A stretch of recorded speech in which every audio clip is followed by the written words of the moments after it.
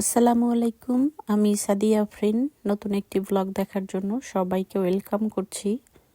আশা করছি আপনারা সবাই ভালো আছেন। আলহামদুলিল্লাহ আমরাও ভালো আছি। তো সবাইকে শুভ নববর্ষ জানিয়ে নতুন ব্লগটি শুরু করছি। এটা ছিল আমাদের এখানে রবিবারের ব্লগ। বাংলাদেশে যে দিন পহেলা বৈশাখ ছিল, তো আমি তেমন কিছু আয়োজন করিনি। ওইভাবে করে কখনো পহেলা বৈশাখটা পালন করা হয় না। তো অনেক দিন ইচ্ছা ছিল একটু পান্তা ইলিশ খাবো। অনেক দিন হয়েছে খাই না, কবে যে খেয়েছি আমার মনেও নেই। তো এই জন্য একটু পান্তা ইলিশ করলাম, আর সাথে ডিম, ডাল ভর্তা এবং আলু ভর্তা। সকালে উঠেই এটা বানিয়েছি। অনেক দিন সকালে ভাত খাওয়া হয় না, তো সবারই একটু খেতে কেমন যেন লাগছিল। আর বাচ্চারা তো খায় না কখনো।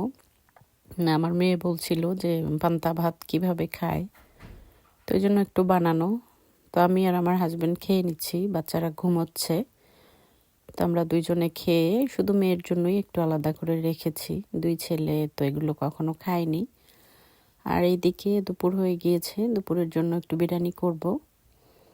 তো আমি এইদিকে বিফটা বসিয়ে নিয়েছি, একটু বিফ বিরিয়ানি করব।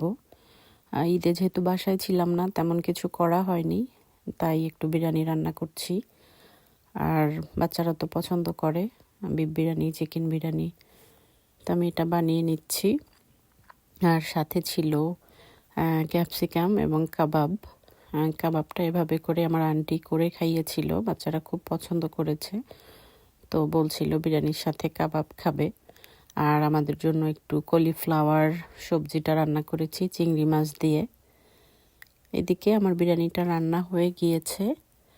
আর একটু পটেটো ফ্রাই করেছিলাম, বাচ্চারা পছন্দ করে বিরিয়ানির মধ্যে পটেটো দিতে, আমার হাজব্যান্ড আবার পছন্দ করে না। এই জন্য সে বলছিল পটেটোটা আলাদা করে এয়ার ফ্রায়ারে ফ্রাই করো, এটাও পছন্দ করে বাচ্চারা।